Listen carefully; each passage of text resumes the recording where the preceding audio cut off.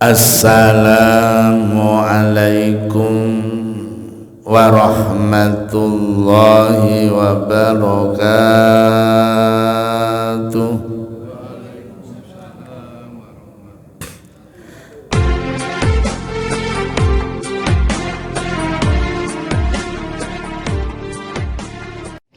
Bismillahirrahmanirrahim. Alhamdulillah.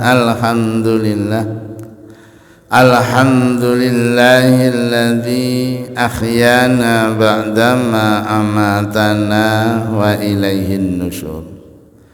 Qala an-nabi sab'atu nafarin yudhilluhumullah tahta dhilli arsy yauma la dhilla illa dhilluhu imamun adilun wa syabun nasha'a fi ibadatillah wa rajulun dzakarahu khaliyan fafadat 'ainahu dam'an min khasyatillah wa rajulun qalbuhu mu'allaqun bil masjid idza kharaja hatta ya'udu ilaihi wa rajulun tasaddaqa bi shadaqatin fafaha falam ta'lam shimaluhu ma sana'at yamini wa rajulani tahabbani fillah fajtami ala dhalika waqtaraqu alaihi wa junda'at mur'atu datu jamalin ila nafsi fa'aba wa qala inni akhafullah. Al-hadis atau kama qala.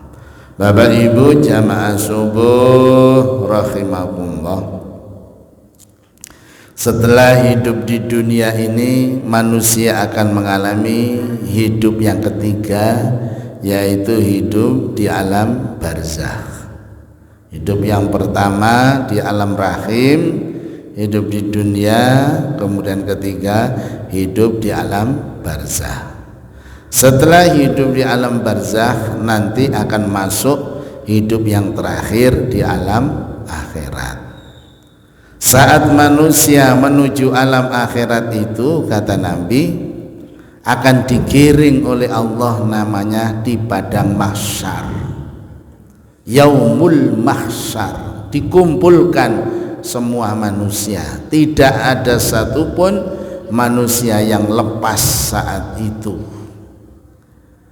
Ketika manusia dikumpulkan di padang mahsyar dan menanti hari-hari perhitungan amalnya, itu ada 7 golongan yang dinaungi oleh Allah. Saat matahari didekatkan, kanan kirinya api, manusia menjerit, menangis kepanasan, ketakutan, kepanikan. Ada 7 golongan manusia yang langsung dinaungi dan dilindungi oleh Allah. Alangkah hebatnya 7 golongan manusia ini. Yang lain panik, takut, dia tenang-tenang saja karena mendapatkan perlindungan dari Allah. Siapa 7 golongan manusia itu? Nabi menjelaskan yang pertama, imamun adilun, pemimpin yang adil. Pemimpin yang adil. Nah, ini 1001 bisa menjadi pemimpin yang adil. Makanya hebat kalau ada pemimpin yang adil, dia nanti akan mendapatkan naungan langsung dari Allah. Ini pemimpin yang paling kecil adalah pemimpin rumah tangga, seorang suami. Naik pemimpin RT, RW, kepala desa, terus camat, bupati, gubernur sampai menteri dan presiden. Nah, ini luar biasa kalau bisa adil, dihargai oleh Allah. Tapi penelitian menunjukkan 1001 pemimpin yang bisa itu. Yang kedua, siapa yang mendapatkan naungan langsung dari Allah? Wasyabun nasha'a fi ibadatillah, seorang pemuda yang rajin ibadah kepada Allah. Luar biasa. Kalau orang tua rajin ibadah, wajar. Oh, tuwa nanti maneh. Ini ada anak muda yang rajin ibadah kepada Allah. Ini kata Nabi mendapatkan naungan langsung dari Allah. Ini diberi contoh 7 pemuda namanya Ashabul Kahfi kalau di Al-Quran. Maka berbahagialah kalau kita punya anak, punya cucu masih pemuda tapi taat ibadah kepada Allah. Yang ketiga yang mendapatkan naungan langsung dari Allah itu siapa? Wa rajulun dzakarallahu khalian fafadat ainahu dam'an min khasyatillah, seseorang yang selalu zikir khalian di tempat yang sepi, fafadat ainahu dam'an min khasyatillah, sampai air matanya menetes karena takut kepada Allah. Nah, ini golongan yang ketiga, orang zikir malam hari nggak ada orang dia zikir la ilaha illallah, la ilaha illallah, la ilaha illallah Muhammadur Rasulullah. Gemetar hatinya, tertetes air matanya karena takut kepada Allah. Ini nanti yang akan dilindungi oleh Allah, dan itu tidak gampang, butuh latihan yang panjang untuk bisa zikir wusul sambung kepada Allah. Itu yang ketiga yang akan dilindungi oleh Allah. Yang keempat, wa rajulun qalbuhu mu'allaqun bil masjid idza kharaja hatta ya'udu ilaihi, yaitu seseorang yang hatinya terpaut dengan masjid. Kalau sudah keluar dari masjid nanti dia kepingin lagi ke masjid. Ada tarhim dia sudah gemetar, mau ke masjid. Ada azan dia cepat-cepat menuju masjid karena hatinya sudah terpaut dengan masjid. Nah, ini mudah-mudahan kita termasuk golongan ini. Jadi senang ke masjid, ketika ada tarhim, pemberitahuan ada azan, hati kita sudah di masjid.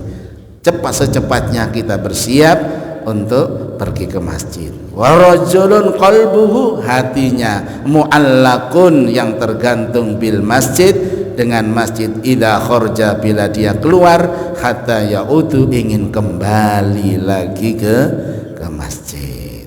Yang kelima, wa rajulun tasaddaqa bi shadaqatin fa akhfaha falam ta'lam. Golongan kelima yang dilindungi oleh Allah di yaumul mahsyar, orang yang sedekah dengan rahasia. Sedekah itu terang-terangan boleh, tapi dengan rahasia ini mempunyai nilai tambah. Karena Qur'annya bilang, jadi sedekahlah bisirri wal alaniyah, dengan cara rahasia maupun terang-terangan boleh. Yang keenam yang dilindungi oleh Allah itu siapa? Wa rajulan tahabba fillah fajtama ala dzalika waqtaraqa alaihi, yaitu seseorang yang saling mencintai karena Allah, bukan karena apa-apa, tapi lillah, karena Allah. Yang ketujuh, wa rajulun ta'athum ra'atun dala jamal nafsiya fa abaqala inni akhafullah, seorang laki-laki yang diajak berselingkuh, berzina oleh perempuan jamalin yang cantik dan dia terhormat pangkatnya, tapi laki-laki ini fa'aqala aba inni akhafullah, aku takut kepada Allah. Seorang laki-laki yang bertemu dengan perempuan cantik, kaya, dan dia terhormat, diajak untuk berzina, laki-laki ini sanggup mengatakan ini aku takut kepada Allah. Ini kan jarang. Wong sekarang kenal saja sudah takon alamat. Kenal titik takon alamat, mana WA-nya berapa. Ini sudah nyata-nyata diajak, tidak ada yang tahu, tapi dia sanggup menyatakan ini akhafullah, aku takut kepada Allah. Nah, laki-laki inilah yang akan dilindungi oleh Allah di hari kiamat. Mudah-mudahan kita termasuk di antara dari 7 ini. Amin Allahumma amin. Mari kita kaji kita dengan doa kafaratul majlis. Subhanakallahumma wa bihamdika asyhadu an la ilaha illa anta astaghfiruka wa atubu ilaik. Alhamdulillahi rabbil alamin. Alhamdulillahi rabbil alamin. Alhamdulillahi rabbil alamin. Assalamualaikum warahmatullahi wabarakatuh.